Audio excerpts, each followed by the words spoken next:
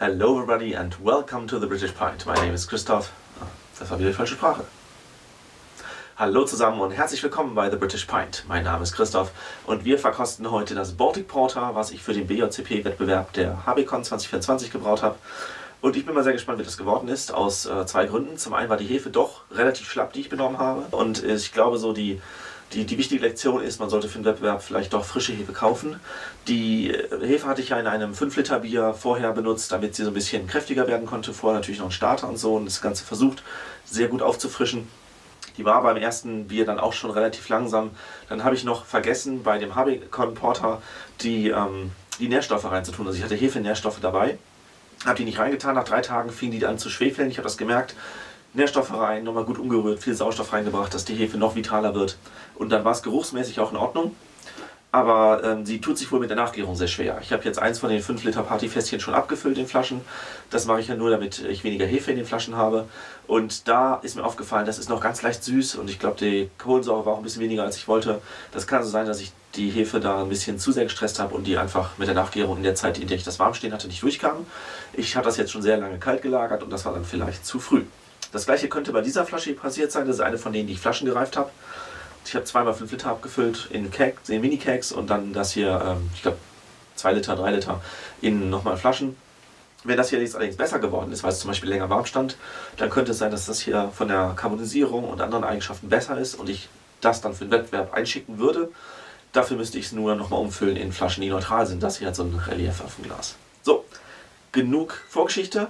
Gucken wir mal, wie es ist. Ich fand das Bier, nachdem es durchgegoren war, und das war's, dank Schnellvergärprobe weiß ich das, noch relativ hoch im Restextrakt. Also es waren 76% Endvergärgrad und das ist für die Menge an Zucker, die ich verwendet habe, an Braunzucker schon ziemlich viel.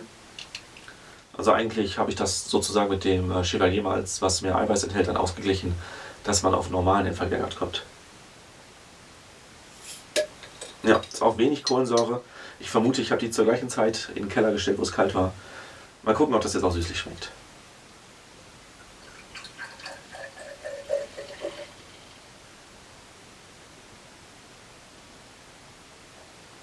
Das hier ist jetzt tatsächlich auch recht trübe. Also das war bei den Bieren, die ich gestern umgefüllt habe, von dem Keg nicht der Fall. Trüb sein ist auf jeden Fall nicht gut, weil es wahrscheinlich bei meinem Bier die Hefe ist, die sich dann schlecht absetzt, was Hefen tun, wenn sie sehr schwach sind. Dann können sie den Rest nicht zu Ende vergären und die setzen sich erst dann richtig ab, wenn der ganze Zucker weg ist, weil sie das erkennen, dass sie schlafen müssen. Und Hefe, die noch aktiv ist und in der Schwebe, die ist im Gegensatz zu Hefe, die inaktiviert ist und noch in der Schwebe ist, richtig unlecker. Also die kann dann scharf-bitter sein, die kann sauer sein.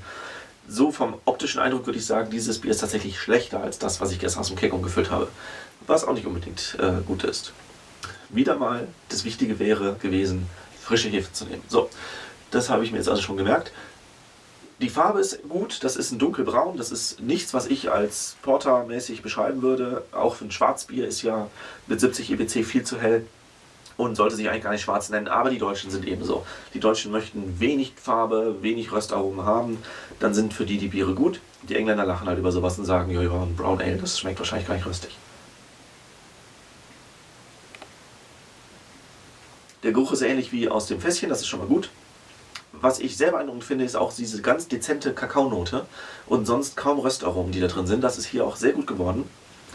Und dann hat man aber noch eine fruchtige Note dabei, die sehr wahrscheinlich ausschließlich von den Zuckern kommt. Ich bin der Meinung, meine Hefe hat relativ neutral vergoren, auch wenn sie relativ gestresst war. Aber es gibt ja einen Unterschied zwischen Stress, der durch die Gärung kommt, und Stress, wenn sie nicht so vital ist. Der Stress, wenn sie nicht so vital ist, kann schlechte Aromen hervorrufen wie Schwefel oder Banane. Die sind aber hier nicht drin. Das hat also noch geklappt. Das war so an der Grenze dessen. Ne? Die Fruchtaromen von den Zuckern, also zum Beispiel der Inverzucker Nummer 3 und Nummer 4, die sind natürlich, wenn jemand das jetzt verkostet, der das nicht weiß, trotzdem ein Problem, wenn er sagt, oh, das ist zu fruchtig, das passt nicht. Aber das Gute ist, in der Beschreibung vom BJCP steht halt fruchtig explizit drin. Sanfte Röstnoten und fruchtig. Das heißt, theoretisch habe ich das hier gut hingekriegt, weil es geht darum, dass dieser hohe Alkoholgehalt halt weinige Noten reinbringt.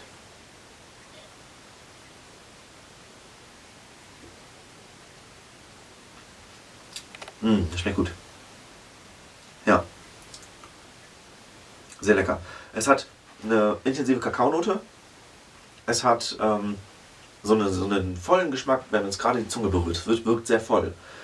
Wirkt jetzt im Anklang ein ganz klein bisschen wärmend, aber der Alkohol versteckt sich gut. Das ist ja etwas, was ich auch immer sehr mag. Und es ist erst ganz am Ende, dass man merkt, da ist vielleicht noch Hefe in der Schwebe, weil es ist doch haarschbitter und auch ein klein bisschen säuerlich. Und das ist eigentlich so das, was ich an dem Bier nicht gut finde und was ich schade finde. Weil wahrscheinlich, wenn ich es einfach am Anfang sehr lange hätte warm stehen lassen oder vernünftige Hefe genommen hätte, dann wäre es besser geworden. Ansonsten bin ich mit dem Bier sehr zufrieden. Es ist, also hier, das ist gar nicht so süß. Ich glaube, das sind eher die aus dem Keg, die zu süß sind. Vielleicht habe ich das auch weniger karbonisiert, das weiß ich jetzt nicht mehr auswendig. Kann sein, dass ich hier extra weniger Zucker reingetan habe, dann ist die Karbonisierung genauso, wie ich sie wollte. Und das ist gut durchgegoren. Die Hefe ist allerdings trotzdem halt noch in der Schwebe. Das liegt dann eher an der Vitalität als am Restzucker. Oder, was natürlich auch sein kann, ist, dass das Chevalier-Malz, was ich hier verwendet habe, das Ganze trüber macht. Das glaube ich aber nicht. Ja, wobei, ich verkoste das jetzt bei 4 Grad. Und bei 4 Grad habe ich oft schon Chill Haze. Also es könnte sein. Schwer zu sagen. Geschmacklich finde ich völlig in Ordnung. Das leicht säuerliche ist das, was am ehesten stört. Die harsche Bittere könnte man noch sagen, naja, das ist ja ein stärkeres Bier, es soll ja viele IBUs haben. Ich probiere es nochmal. Das sind nämlich noch mehr Geschmackskomponenten drin gewesen, die ich gerne noch beschrieben hätte. Und dann haben wir es eigentlich schon.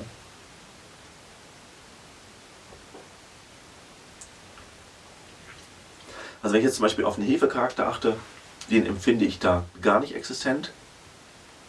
Ich habe einen intensiven Karamellgeschmack, der so ganz zwischendurch auf die Zunge kommt und dann wieder verschwindet.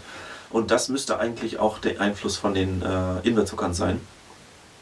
Deutliche Fruchtaromen, die aber die dunklen Früchte sind, von denen ich genau weiß, die kommen von den Zuckern, während die Hefe ja Aprikose und andere Steinobstfrüchte machen würde, wie man das von Timothy Taylor Landlord auch noch kennt, dessen Hefe war das ja. Dementsprechend weiß ich auch, dass das an der Stelle harmlos ist und gut geklappt hat. Also 16 Grad mit der Wyeast 1469 ist schon eine gute Gärtemperatur, wenn man das zurückhaltend machen will. Und ich wäre gereizt, damit auch mal ein Alt zum Beispiel zu vergären und das mal mitzubringen auf den Stammtisch, wo Leute sind, die das genau rausschmecken.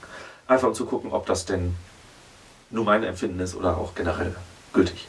Ja, Schaumstabilität ist auch gut. Ihr seht das hier, ich habe es gerade ein bisschen geschwenkt, aber das hat halt diese kleine Menge Schaum, die sehr schön anhängt. Macht so schöne Muster im Glas. Das hat wunderbar funktioniert. Also der Eiweißgehalt trotz der vielen Zucker, das habe ich gut hingekriegt mit dem extra Chevalier-Malz. Und ja, ich finde es geschmacklich super. Das Einzige, was schwierig ist, ist eben so eine sehr alte Hefe zu verwenden und die mit sowas zu überfordern. Ne? Starkbier, große Menge, das war schon ein bisschen heftig. Ja. Und ansonsten würde ich sagen, schaut mal beim nächsten Mal wieder rein. Könnte sein, dass wenn ich das Video spät genug hochlade, dass ich dann auch reinschreibe, welchen Platz das bekommen hat, von wie vielen oder so, dass ihr das mal einschätzen könnt. Also erster Platz wird es wahrscheinlich nicht so. Ich würde das jetzt nicht als bestes Bier einschätzen, ne? Nur so als Info. Also bis dann, macht's gut.